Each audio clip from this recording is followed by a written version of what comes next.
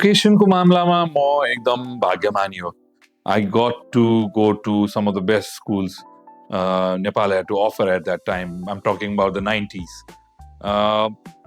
त्यो हिसाबले also मेरो जुन स्पेशली लोयला स्कुलमा भएको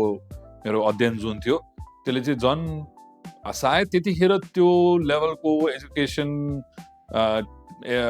टिचिङ ब्याकग्राउन्ड भएको मान्छेहरूको त्यो कम्पिलेसन धेरै कम स्कुलहरूमा थिए र त्यस्तो स्कुलमा मैले पढ्न पाएँ र त्यहाँ चाहिँ अरू पनि मेरो बृहत जुन एउटा डेभलपमेन्टमा हुनुपर्ने कुराहरू हुन्छ बच्चा बच्चीको त्यसमा चाहिँ त्यो क्रिम अफ द क्रप ग्रुपमा म आफूलाई सामेल गर्न चाहन्छु जसले चाहिँ lot of things like drama elocution debates जुन हुन्छ सबै स्कुलहरूमा तर स्पेसली यसमा पनि धेरै फोकस मेरो म्युजिकमा धेरै इन्ट्रेस्ट छु मैले म्युजिकको पनि एजुकेसन त्यहीँबाट सुरु गरेँ स्किल्स लाइक स्विमिङ त्यो हिसाबले चाहिँ धेरै भाग्यमानी भन्न चाहन्छु some of the things we got to experience as kids privilege kids चाहिँ best education Nepal had to offer पाएको हो इन टर्म्स अफ स्कुलिङ तर त्यो धेरै एकदमै धेरै वेस्टर्न सेन्ट्रिक थियो डेफिनेटली किनभने प्रायोरिटी यो अङ्ग्रेजी भाषा बोल्नलाई चाहिँ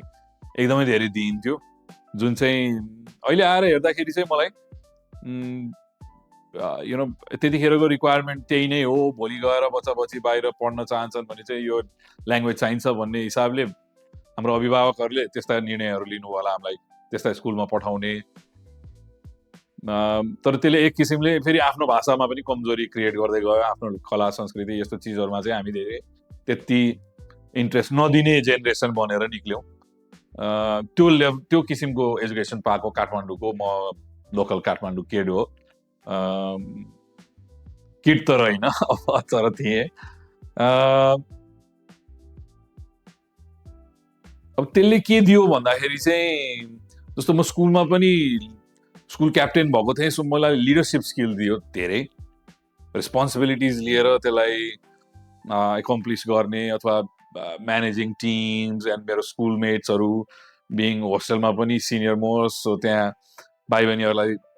हेरचाह अलिअलि गर्नु एज अ मिडिएटर गार्डियन जसरी होइन वार्डनसँग कोअर्डिनेट गरेर सो धेरै कुराहरू सिकायो स्कुलले र it kind of exposed me to I would say the Western world, the Western way of life and achievement and success is out there भन्ने चाहिँ एउटा अनुभूति पनि गरायो किनभने म म्युजिक पनि वेस्टर्न म्युजिकहरू सुन्ने बेसी आफ्नो टिचर्सहरूसँग कुरा गर्ने अङ्ग्रेजीमा पढ्ने किताबहरूदेखि लिएर धेरै कुराहरू चाहिँ त्यसरी चाहिँ इन्फ्लुएन्स भयो र त्यसले गर्दाखेरि सायद एउटा बच्चामा परेको छाप के हो भने मैले मेरो सपना कोर्ने ठाउँ नेपाल होइन त्यो कुनै विदेशी मुलुक हो भन्ने एउटा छाप छोड्यो जस्तो लाग्छ मलाई चाहिँ तर त्यसले एट द सेम टाइम मलाई स्किल्स अहिले यही गर्ने पनि स्किल्सहरू मैले त्यहीँबाट पाएको हो मेरो गुरु विद्यालय मेरो टिचर्सहरूपट्टि मेरो नमन छ होइन so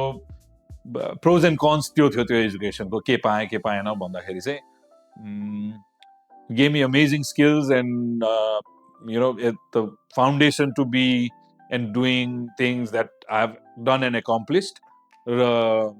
do more taught me leadership like I said र